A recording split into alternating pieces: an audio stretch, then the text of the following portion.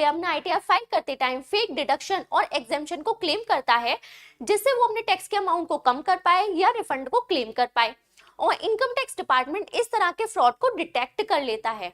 तो ऐसे पर्सन को किस तरह के सीरियस कंसिक्वेंसेस को फेस करना पड़ सकता है, एग्जांपल के थ्रू समझते हैं। लेट्स सपोज कोई पर्सन सेक्शन 80G में 50,000 रुपीज की फेक डोनेशन को क्लेम कर लेता है। इनकम टैक्स डिपार्टमेंट इसको आइडेंटिफाई कर लेता है। तो सबसे पहले ये 50,000 रुपीज उस पर्सन की इनकम मान ली जाएगी। अब उस पर्सन को इस पर टैक्स पे करना होगा।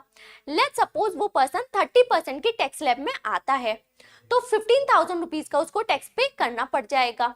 अब इस 15,000 रुपीज पर उसको section 234A, 234B and 234C की इंटरेस्ट पे करनी पड़ जाएगी। इसके अलावा इसको इस 15,000 रुपीज पर सेक्शन 270A की पेनल्टी पे करनी पड़ जाएगी, जो होती है up to 200% of the tax amount, मतलब 30,000 रुपीज तक। तो 50,000 रुपए के फेक डिडक्शन पर इसको 15,000 रुपए का टैक्स प्लस 30,000 रुपए की पेनल्टी प्लस इंटरेस्ट अलग से पे करनी पड़ जाएगी। इसके अलावा इनकम टैक्स डिपार्टमेंट को लगता है कि ये इंटेंशनली किया गया फ्रॉड है, टैक्स चोरी के पर्पस से किया गया है, तो उसको as per section 276C jail भी हो सकती है प्लस फाइन भी पे करना पड़ सकता है। इसके अलावा फ्यूचर में इस तरह के टैक्स पेयर को हाई रिस्क कैटेगरी में मार्क कर दिया जाता है, उसके पास स्क्रूटनी नोटिस आने के चांसेस ज्यादा हो जाते हैं, उसका रिफंड डिले हो सकता है और रिपीटेड वेरिफिकेशन हो सकती है।